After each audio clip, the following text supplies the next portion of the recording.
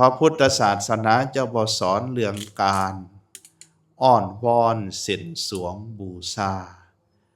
อ้อนวอนห้องขอหรือว่าไปพึงสิ่งภายนอกพุทธศาสนาจะสอนให้พึงตนพึงธรรมอัตตทีปะสรณาอนัญญสรณาธรรมทีปะธรรมสรณาอนัญญสรณาให้มีตนเป็นเกาะมีตนเป็นที่พึงมีธรรมเป็นเกาะมีธรรมเป็นที่พึงอย่ามีสิ่งอื่นเป็นที่พึงหมายความว่าเฮาพึงตนพึงธรรม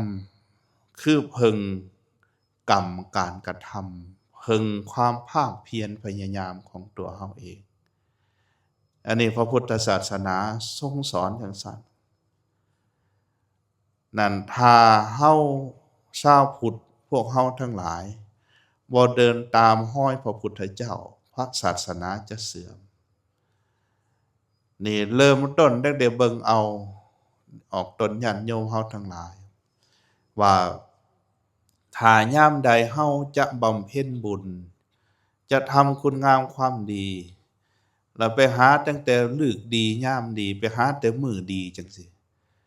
การที่พวกเฮาไปมัวติดหลงไหลนำแต่ฤกษ์ดียามดีมัวติดหลงไหลนำแต่มื้อดีอยู่จังซั่นอันนั่นคือเหตุให้พระศาสนาเสื่อมนะเพราะว่าคนจะบ่สนใจธรรมพระพุทธเจ้าพระองค์ทรงสอน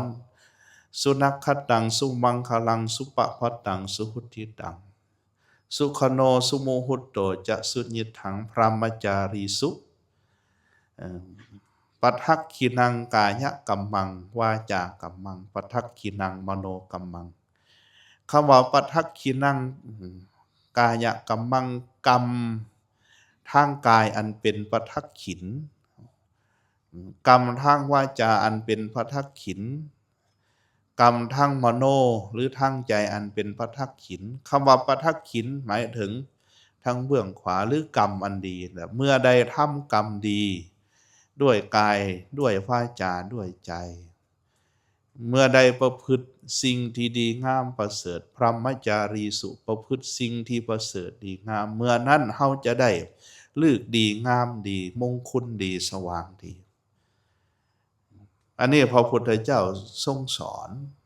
แต่ว่าถ้าชาวพุทธเฮาเหออกจากหลักคำสอนของพระพุทธเจ้าเวลาจะทำคุณงามความดีถามหาแต่ฤกษ์แต่ยามจังสีนั่นคือเหตุแห่งความเสื่อมของศาสนาชาวพุทธเฮาต้องทบทวนคืนเวลาจะทำคุณความดีทำได้ทุกเมื่อทุกยาม